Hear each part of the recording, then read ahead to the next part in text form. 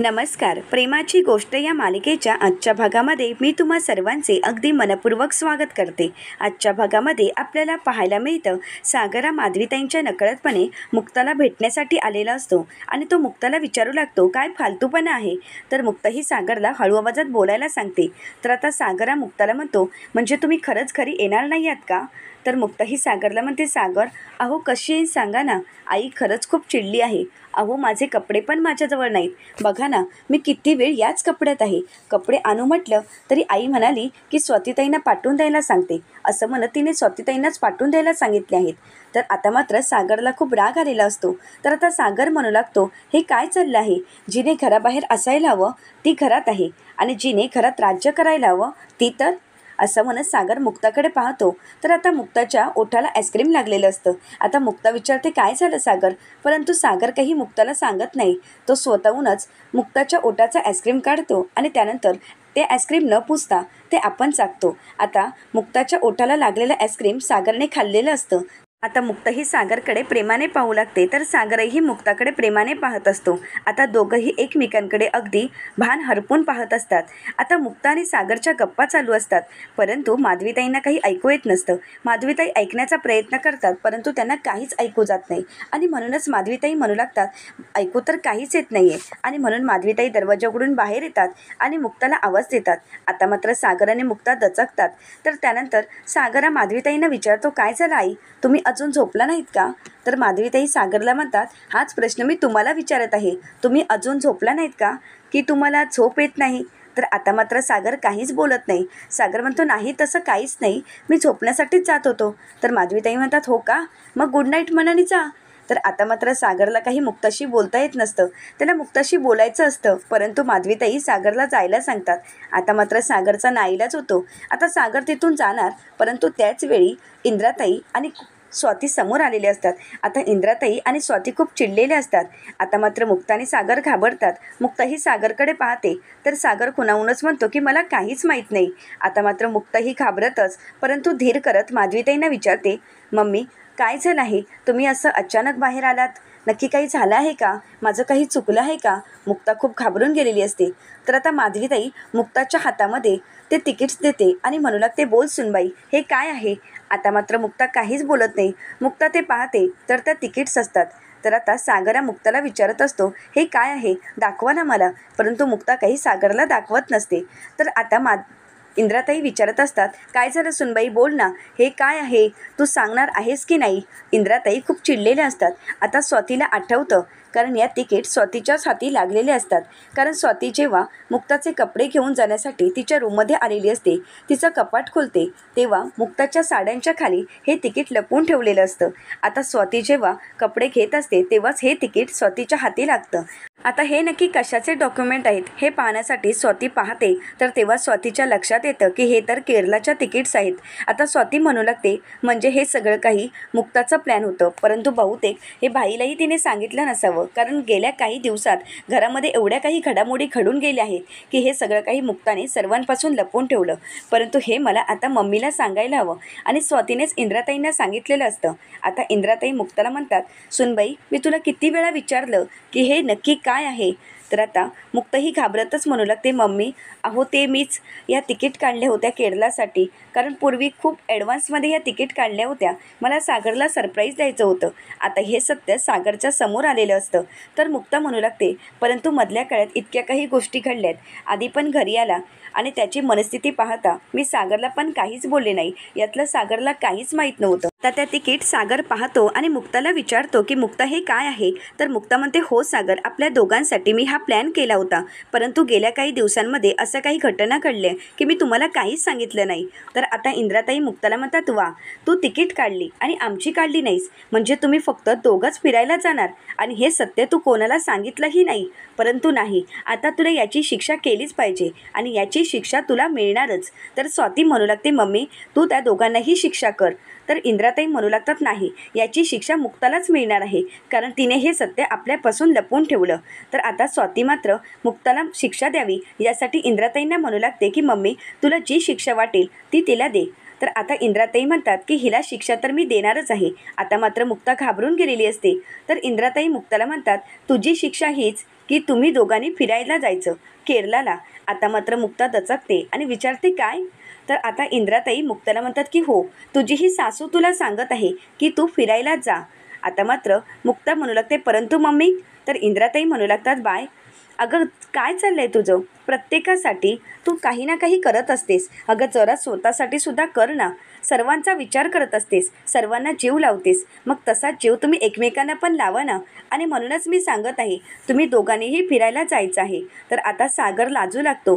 तर इंद्राताई म्हणू लागतात बघ, तुला तर काहीच फरक पडत नाही, परंतु माझा पोरगा बघ, कल्पनेने सुद्धा त्याला गुदगुल्या व्हायला लागल्या आहेत. त्याला असं वाटत आहे कधी एकदा बायकोला घेतो आणि फिरायला जातो. तर मुक्ता म्हणू लागते परंतु नाही मम्मी, सई आणि आदित्य. तर आता इंद्राताई मुक्ताला म्हणतात मुक्ता, तुझा माझ्यावर विश्वास आहे ना? अगं ती सावनी या पोरीला 6 महिन्याची असताना सोडून गेली होती. दूध पित्या पोरीला मी सांभाळू शकते, मग आदित्यला मी सांभाळू शकत नाही का? अगं 2 दिवसांचा तर प्रश्न आहे ना. 2 दिवस मी माझ्या नातवाला नाही का सांभाळू शकत? तर आता स्वाती म्हणू लागते मम्मी, आणि तू एकटी आहेस का? नाही, मी सुद्धा आहेच ना. अगं जुईसोबत आदित्य, सई यांनाही मी सांभाळू शकते. आणि हो, लक्की आणि कोमल आहेतच. तर आता माधवीताई म्हणतात आणि मधून त्या तिघांना माझ्याकडे पण पाठवत जा, म्हणजे मी सुद्धा सांभाळेन, त्यात मला काही त्रास होणार नाही. तर आता मुक्ता मात्र तयार नसते. तर माधवीताई म्हणू लागतात मुक्ता, आता एवढे पर्याय तुझ्या समोर आहेत, आम्ही सर्वजण सगळ्यांची काळजी घ्यायला तयार आहोत, तरीसुद्धा तू असं का वागत आहेस? तर मुक्ता ही माधवीताईंना म्हणू लागते आई, माझं मन मला सांगत आहे की आम्ही इथे असणं खूप गरजेचं आहे. आम्ही इथे असायला हवं, कारण आता जर आम्ही अचानक असे बाहेर फिरण्यासाठी गेलो तर आदित्यला काय वाटेल, त्याच्या मनात गैरसमज निर्माण होईल, आणि म्हणूनच मला वाटतं की आता आम्ही फिरायला जाणं योग्य नाही. मुक्ता ही सागरला म्हणू लागते सागर, माझं म्हणणं तुम्हाला पटत आहे ना? आता मात्र सर्वांनीच मुक्तासमोर हात टेकलेले असतात. तर आता इंद्राताई माधवीताईंना म्हणू लागतात 101 वाली, काय गं तुझी पोरगी, आता हिला जा म्हणते तर ही आकडून बसत आहे. मी काय करू तूच सांग. आता हिला एवढी संधी दिली तरीसुद्धा हिला काही फिरायला जायचं नाही. आता मात्र इंद्राताई मुक्ताला म्हणतात आता मी काय करू सांग, हात जोडू की तुझ्या पाया पडू? तर आता मुक्ता म्हणू लागते मम्मी तुम्ही काय करत आहात? तर आता इंद्राताई म्हणू लागतात कारण माझ्याजवळ दुसरा कुठलाच पर्याय नाही. तर आता सर्वजण मुक्ताला समजावत असतात. माधवीताई मुक्ताला म्हणतात अगं मुक्ता, मी पण या पाळण्याघराची मेंबर आहे, हे मी तुला सांगितलं आहे ना. अगं 2 दिवसाचा तर प्रश्न आहे, तू जा ना. मुक्ता अगं तू खूप हुशार आहेस, आणि तुझ्या चांगुलपणाचं ओझं एखाद्याला एवढंही वाटू नये, इतकंही चांगलं वागू नये मुक्ता, प्लीज. एक आई म्हणून मी तुला सांगण्याचा प्रयत्न करत आहे, परंतु मुक्ता काही ऐकत नाही. तर आता माधवीताई म्हणू लागतात ही काही अशी ऐकून घेणार नाही, आता हिला रागातच सांगावं लागेल. आणि म्हणूनच माधवीताई म्हणतात मुक्ता, तुला सांगितलेलं ऐकू येत नाही का गं? सागर रावांसोबत तू जर फिरायला गेली नाहीस तर मी तुला सासरी कधीही पाठवणार नाही. आता मात्र मुक्ताला धक्काच बसतो. मुक्ता म्हणू लागते हे काय आहे? तर आता सागरा मुक्ताला समजावत म्हणतो मुक्ता आपण जाऊया. तर आता मुक्ता जाण्यासाठी तयार होते, म्हणून सर्वजण खूप खुश होतात. आता सागरा माधवीताईंना विचारतो आई या तर माझ्यासोबत येण्यासाठी तयार आहेत, मग मी आता यांना घरी घेऊन जाऊ शकतो ना? तर माधवीताई म्हणतात हो हो, खुशाल घेऊन जाऊ शकता, नाहीतर कसं आहे ना, रात्रभर तुम्ही दोघं काही आम्हाला झोपू देणार नाही, इथे जागच ठेवाल. आता मात्र माधवीताईंच्या या बोलण्यावर स्वाती हसू लागते. तर आता माधवीताई म्हणू लागतात परंतु सागरराव, एक गोष्ट मी तुम्हाला सांगते, ही सावनी हिला मी टिकू देणार नाही, हिला मी या घरात कधीही टिकू देणार नाही. जेव्हा ती माझ्या घरी राहण्यासाठी आली होती तेव्हाच मी ठरवलं होतं, माझ्या मुलीच्या संसारात जर ती घुसखोरी करत असेल आणि या घरात जर घुसखोरी करत असेल तर मी तिला हिसकावून घराबाहेर काढणार. मी स्वस्थ बसणार नाही, कारण माझ्या मुलीच्या संसारात तिने जर ढवळाढवळ केली तर मला ते सहन होणार नाही, आणि मग मात्र मी कोणाचंही ऐकून घेणार नाही. तर आता माधवीताईंचं हे म्हणणं इंद्राताईंनाही पटत असतं. इंद्राताई म्हणू लागतात की हो, मी तुमच्यासोबत आहे, आपण दोघांनी मिळून तिला घराबाहेर काढायचं आहे. आता मात्र मुक्ताला धक्काच बसतो. आता हे सर्व बोलणं सावनीने ऐकलेलं असतं. आता सावनी मनाशीच म्हणू लागते तुम्ही मला घराबाहेर काढायचा विचार करताय का?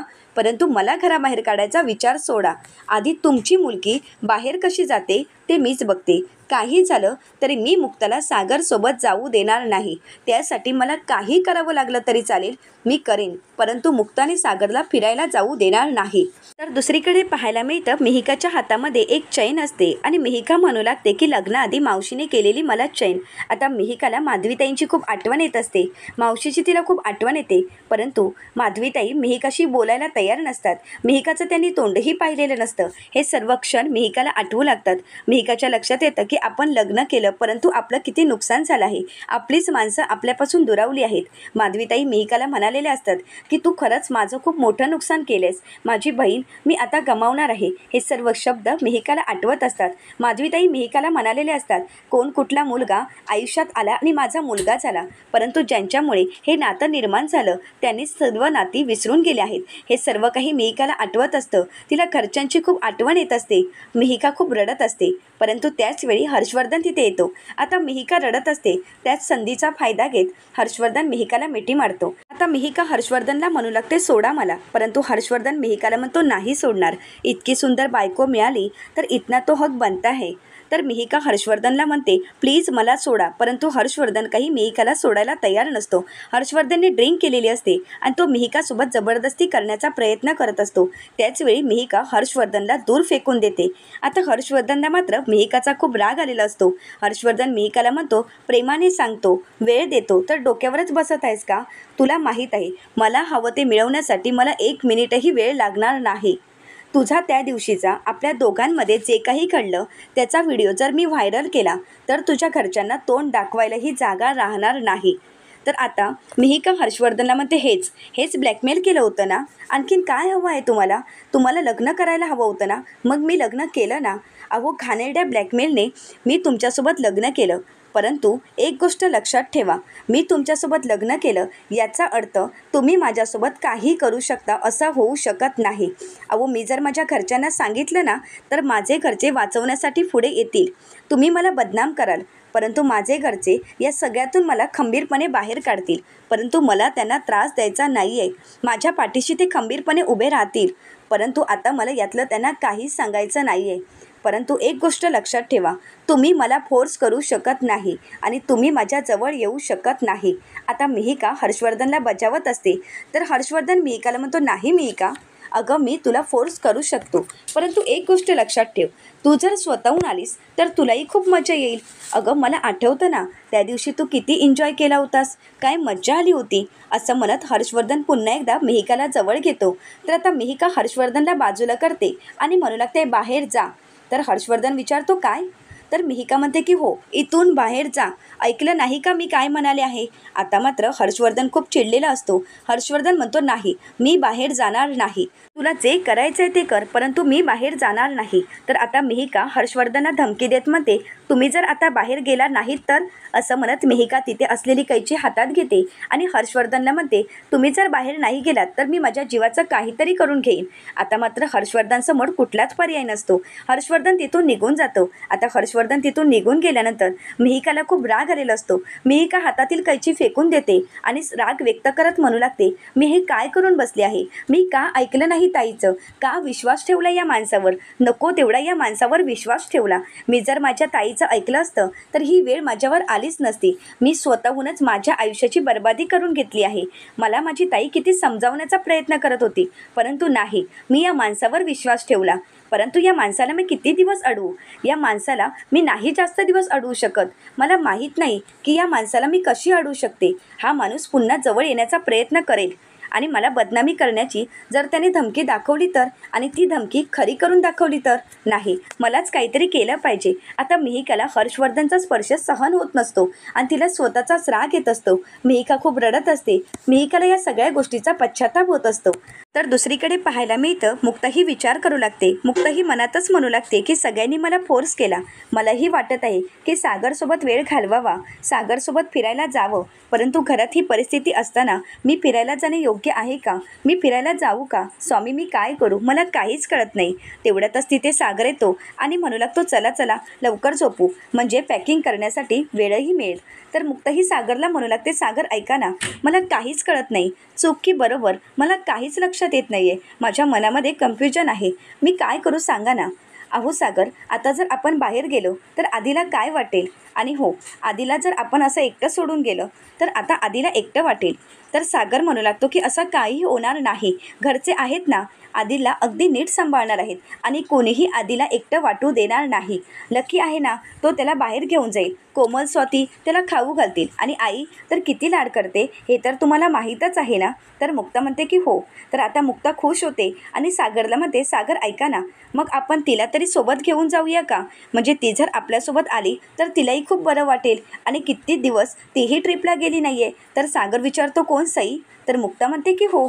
तर त्यानंतर सागर म्हणतो, हो ना, माझ्या हे तर लक्षातच आलं नाही. खरंच किती छान प्लॅन आहे. एक काम करूया का आपण तर सर्वांनाच घेऊन जाऊया. स्वाती, कोमल, लकी, आदित्य, मम्मी, आई, पप्पा सगळ्यांना घेऊन जाऊ, चालेल का? तर मुक्ता म्हणते, हो ना सागर, खरंच खूप छान प्लॅन आहे. सागर, या अगोदरसुद्धा मी तुम्हाला म्हणाले होते ना की आपण अशी छोटीशी बस करून सर्वजण फिरायला जाऊ. खरंच छान, जाऊया ना. तर त्यानंतर सागर विचारतो, मिहिरला सांगू का? तर मुक्ता म्हणते की हो, मिहिरला तर सांगावंच लागेल ना, कारण मिहिरला सुद्धा घेऊन जायला हवं. तर सागर म्हणतो, हो ना, आणि जुईची सुद्धा पहिलीच ट्रीप असणार. तर मुक्ता म्हणते की हो, खरंच खूप छान मजा येणार आहे. तर मुक्ता म्हणते, जाऊया ना सागर आपण नक्की. तर सागर म्हणतो हो, परंतु मिहिरची बहीण? तर मुक्ता म्हणते, मी आहे ना.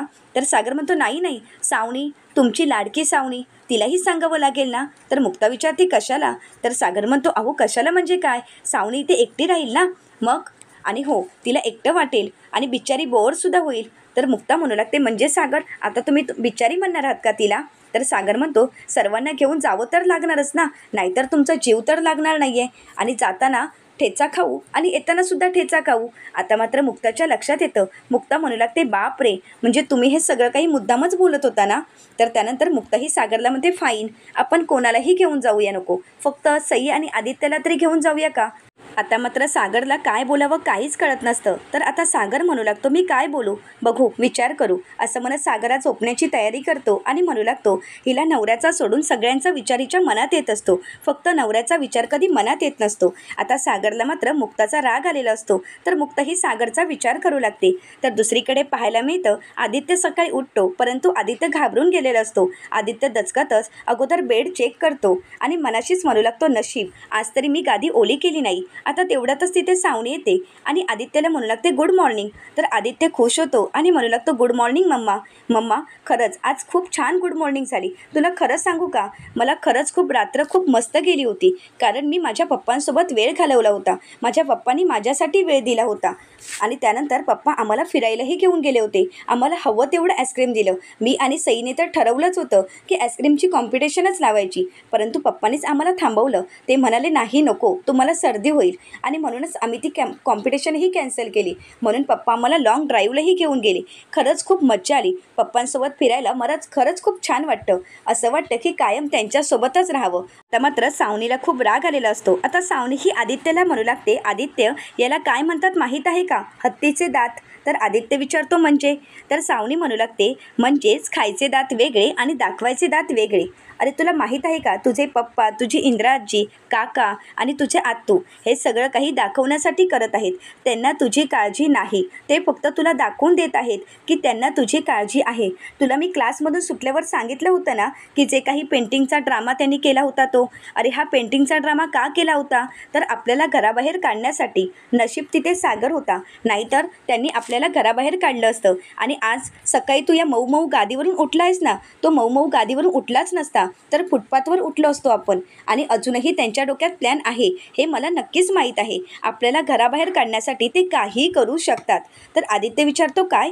तर सावनी म्हणते की हो आदित्य, आपल्याला घराबाहेर काढण्यासाठीच त्यांचा अजून एक प्लॅन आहे. दुसरा प्लॅन म्हणजेच आता सागर आणि मुक्ता 5 दिवसांसाठी बाहेर जाणार आहेत, फिरायला जाणार आहेत आणि सागर घरी नसणार. आणि त्याचवेळी ही माणसं आपल्याला या घरातून बाहेर काढणार आहेत, परंतु त्यावेळी आपल्याला वाचवायला सागरही नसणार. माहीत नाही पुढे जाऊन आपल्या आयुष्यात काय काय होणार आहे. आता मात्र सावनीच्या या बोलण्यामुळे आदित्य घाबरून गेलेला असतो. आदित्यच्या मनात भीती निर्माण झालेली असते आणि सावनीने मुद्दाम होऊन आदित्यच्या मनामध्ये ही भीती निर्माण केलेली असते. आता आदित्य घाबरून गेला हे पाहून सावनीला मात्र खूप आनंद झालेला असतो. आता सावनीने आदित्यला भडकवण्याचं काम केलेलं असतं. आता मुक्ता आणि सागरला फिरायला जाता येऊ नये यासाठी सावनीने आदित्यचे कान भरलेले असतात. तर पुढील भागामध्ये आपल्याला पाहायला मिळतं की आदित्य आजारी पडलेला असतो. तर आता सागरा आदित्यची काळजी घेत असतो. तर डॉक्टर म्हणू लागतात की तुमचा मुलगा आदित्य मनाने खचला आहे, त्याला त्याच्या जन्मदात्या आईबाबांची खूप गरज आहे आणि तुम्ही त्यांच्यासोबत असणं खूप गरजेचं आहे. आता त्याचवेळी मुक्ताही आदित्यसाठी ज्यूस घेऊन आलेली असते, परंतु डॉक्टरांचं बोलणं ऐकून मुक्ताही तिथून बाहेर निघून जात असते. परंतु त्याचवेळी सागरने मुक्ताचा हात पकडलेला असतो, तर इकडे आदित्यने सागरचा हात पकडलेला असतो. आता सागरा मुक्ताला म्हणू लागतो, मुक्ता आपण आदित्यची काळजी घेऊ ना. तर आता मुक्ता ही सागरची साथ देत म्हणते, हो सागर, आपल्या आदित्यला काहीही होणार नाही. आता मात्र सावनीचा जळफळाट होत असतो. आता सावनीने सागर आणि मुक्ताला वेगळं करण्याचा प्लॅन केलेला असतो, परंतु हा प्लॅन तिच्यावरच उलटलेला असतो. आता आदित्यच्या निमित्ताने सागर आणि मुक्ता अजून जवळ येत असतात. हे पाहून सावनीला मात्र खूप राग आलेला असतो. आता सागर आणि मुक्ता कशाप्रकारे आदित्यची काळजी घेतील हे पाहण्यासाठी चॅनलला नक्कीच सबस्क्राईब करा. धन्यवाद.